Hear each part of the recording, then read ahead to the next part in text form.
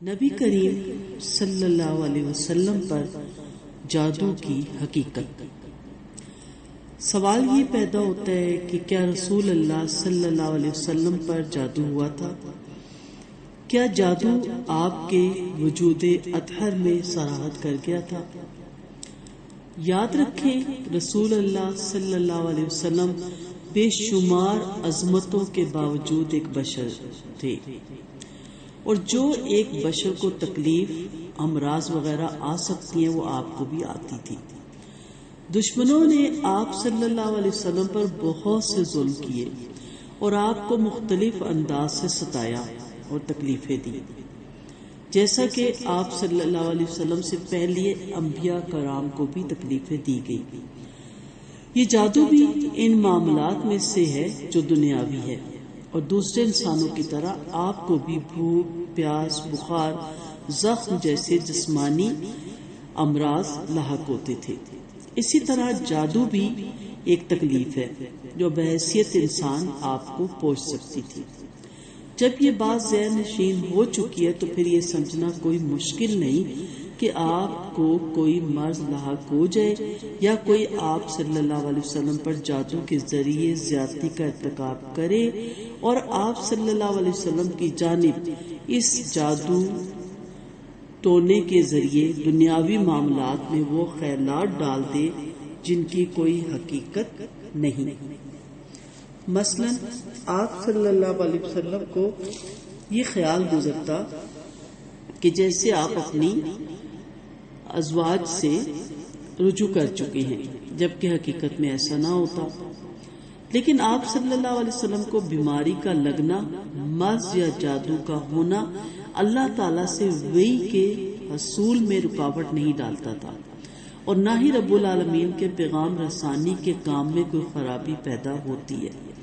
اس پر سلف امت کا اجماع ہے کہ نبی کریم صلی اللہ علیہ وسلم وحی کے قبول کرنے میں اور اس کی تبلیغ میں اور دین کے متعلقہ تمام معاملات میں معصوم اور محفوظ ہے۔ جادو بیماریوں میں سے ایک مرض ہے جو نبی کریم صلی اللہ علیہ وسلم کو لگ گیا تھا۔ سیدہ عائشہ رضی اللہ عنہا سے ثابت ہے کہ آپ فرماتی ہیں، آپ صلی اللہ علیہ وسلم کو جادو ہوا جو بنو زریق کے ایک آدمی نے کیا تھا جس کا نام لبید بن عاصم تھا، یہاں تک کہ رسول کریم صلی اللہ علیہ وسلم کی یہ حالت ہو گئی کہ آپ محسوس کرتے تھے کہ جیسے آپ کوئی کام کر رہے ہیں جبکہ آپ صلی اللہ علیہ وسلم نے وہ کام نہیں کیا ہوتا تھا۔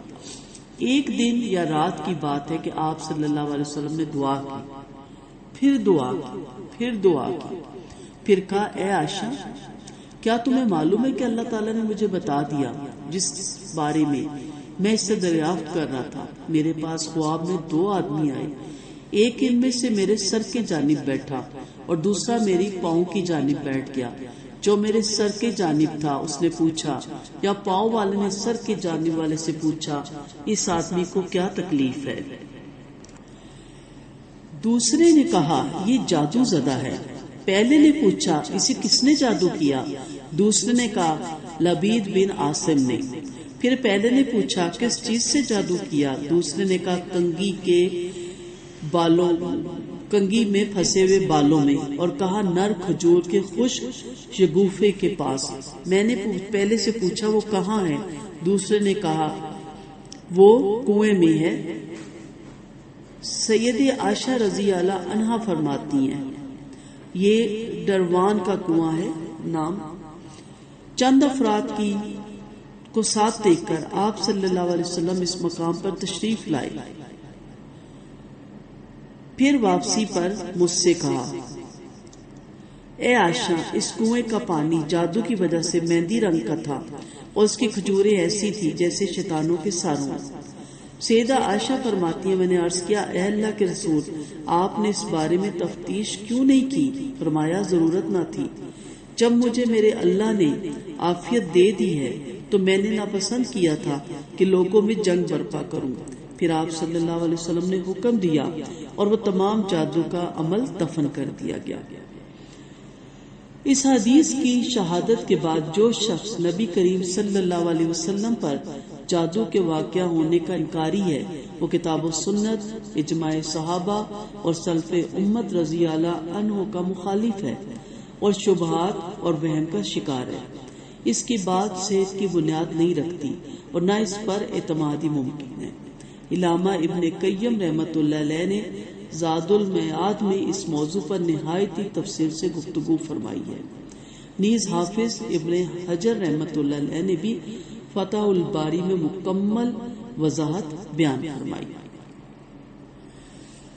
اس میں نبی کریم صلی اللہ علیہ وسلم کا جو ہمیں سب سے بہترین طریقہ ملتا ہے کہ جب آپ کو کوئی پریشانی لاحق ہو، آپ کو لگے کہ آپ کے گھر میں کوئی انہونی علامات نظر آ رہی ہیں، اچانک بیماریاں وارد ہو جائیں، اچانک حادثات ہونے لگ جائیں، اچانک روزگار میں کمی ہونے لگ جائے اور اس طرح کی کہ کام کیا نہیں کیا بھولنے لگ جائیں، سستی آ جائے، تو وہ تو ہم سب سیکھ چکے کہ ہم نے کیا پڑھنا ہے اور ویسے بھی پڑھتے رہنا ہے اور کیا لگانا ہے، کیا سننا ہے، کیا سیکھنا ہے، کیا سکھانا ہے اور کیا وہ تمام چیزیں ہیں جن کو ہم نے اپنانا ہے جس کی وجہ سے ہم ان سے محفوظ رہ سکیں۔ لیکن یہاں جو سنت کا بہترین طریقہ ہے وہ کیا ہے کہ دعا کریں، نماز حاجت کے نفل پڑھیں 2 اور اس کے بعد اپنے رب سے دعا کریں کہ اللہ تعالیٰ ایک تو مجھے شر پھیلانے والے عناصر سے محفوظ رکھ، حاسدوں کے حسد سے محفوظ رکھ، ماکروں کے مکر سے محفوظ رکھ اور مجھے بتا دے رب العالمین، میرے لیے راستے کھول دے، اللہ تعالیٰ میرے لیے راہیں آسان کر، مجھے پتا چلے کہ کیا ہو رہا ہے، کیوں ہو رہا ہے، کس طرح ہو رہا ہے، تو اللہ تعالیٰ پھر رہنمائی فرماتے ہیں۔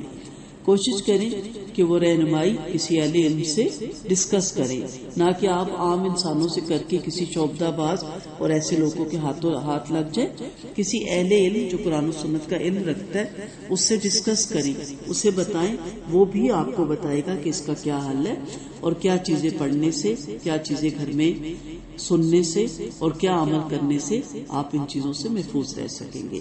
تو نبی کریم صلی اللہ علیہ وسلم پہ جادو ہوا تھا اور آپ صلی اللہ علیہ وسلم نے جو جادو کا توڑ کیا، آپ سب جانتے ہیں کہ جب اس کنگھی کو نکالا گیا اور جیسے جیسے اس کی گرہ کھولی جاتی تھی ویسے ویسے سورۃ فلق اور ناس کو پڑھا جاتا تھا اور 3 دفعہ پڑھا گیا اور ساتھ ساتھ اسے کھولا گیا اور اس کے بعد اس سارے جادو کو دفن کر دیا گیا اور آپ صلی اللہ علیہ وسلم کی جو طبیعت تھی وہ بہتر ہو گئی۔ تو ہمیں تمام جادو کے ملتے ہیں قرآن و سنت کے مطابق طریقے، اسی طرح نبی کریم صلی اللہ علیہ وسلم کی دعائیں بھی ہمیں ملتی ہیں اور وہ اب کارڈ کی صورت میں بھی آپ کو مل گئی ہیں، وہ بھی آپ ضرور پڑھا کریں۔